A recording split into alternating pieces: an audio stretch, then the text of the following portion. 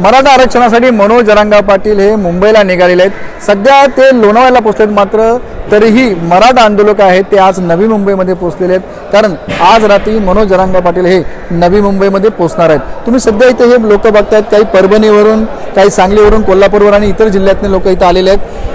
जरांगे पाटील यायच्या आधीच आहे त्यांनी या ठिकाणी मुक्काम ठोकलेला आहे। तिथं सध्या येऊ लागले आहेत लोक, त्यामुळे जरी लोणावळ्यावरून मोर्चा इथं आला नसला तरी लोक मात्र नवी मुंबईमध्ये येऊ लागलेले आहेत। सर, कुठून आलात, काय म्हणाल? आम्ही सांगली मिरज तालुका सोनी गावावरून आलेलो आहे। मनोज दादांनी जे आझाद मैदानावरती आमरण उपोषणाचा इशारा सरकारला दिलेला आहे आणि कसल्याही परिस्थितीमध्ये मराठा समाजाला आरक्षण दिलंच पाहिजे या भूमिकेवर संपूर्ण महाराष्ट्र आणि त्या महाराष्ट्रातले सगळा समाज आहे। त्यामुळे आम्हीही सांगली जिल्ह्यातून काही बरेच जण युवक आम्ही इतर आलेलो आहे आणि आमची ही भूमिका आहे, जोपर्यंत मराठा समाजाला आरक्षण मिळणार नाही तोपर्यंत आम्ही मनोज दादांच्या भूमिकेवर आम्ही ठाम आहे। आम्ही सुद्धा आमच्या गावी परत जाणार नाही अशी आमची भूमिका आहे। आणि तमाम तुमच्या या चॅनलच्या माध्यमातून महाराष्ट्रातील तमाम मराठा बांधवांना माझी कळकळीचं आव्हान आहे की या आधीही कधी एवढी मोठी आरक्षणाची लढाई झाली नाही आणि ही शेवटची आरक्षणाची लढाई, आणि या लढाईमध्ये सर्व मराठा समाजातल्या बांधवांनी यात सामील व्हावं आणि आरक्षण मिळण्यासाठी बळकटी करावी एवढं माझं विनंती आहे। किती दिवस मुक्काम ठोकणार?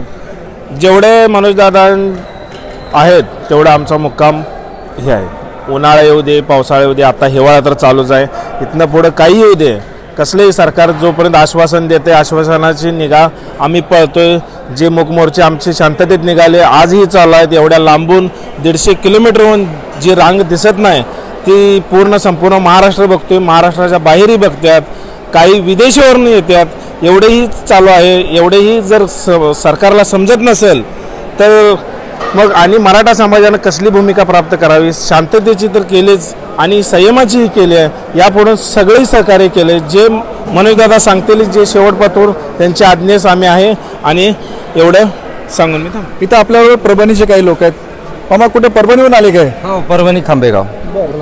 काय किती दिवस मुक्काम होता? काय इथं मुक्काम आता आमचा मुक्काम राहणार म्हणजे आमचे पाटील सांगतील ती पूर्व दिशा।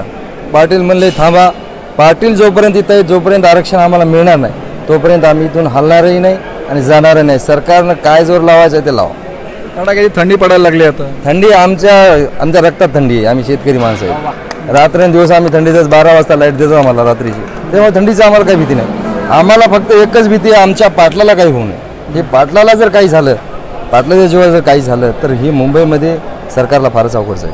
आता तुम्ही इथं जाणार, शेतकरी आहात, मागे शेतीचं काय? शेती कुठं जाणार नाही, शेती जाग्यावरच आहे। पीक पाण्याचं काय? पीक पाणी आता काहीच नाही शेतामध्ये, आता पूर्ण झालं गव्हाचं खळेलं, आणखी आहे महिना 2 महिने बाकी आहे, गावाकडे घरचे करून घेतात। शेतीचा तेवढा विषय नाही, शेती 12 आहे, पण आरक्षण आम्ही 70 वर्षापासून आम्हाला आरक्षण।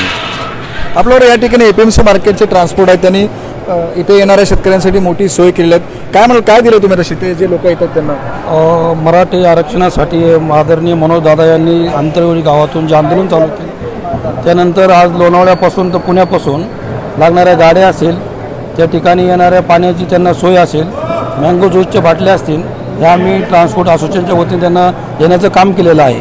आणि विशेष म्हणजे दादाने ज्या पद्धतीनं हा मोर्चा चालू केला, मराठ्यांना आरक्षण मिळणं हे फार अत्यंत गरजेचं आहे।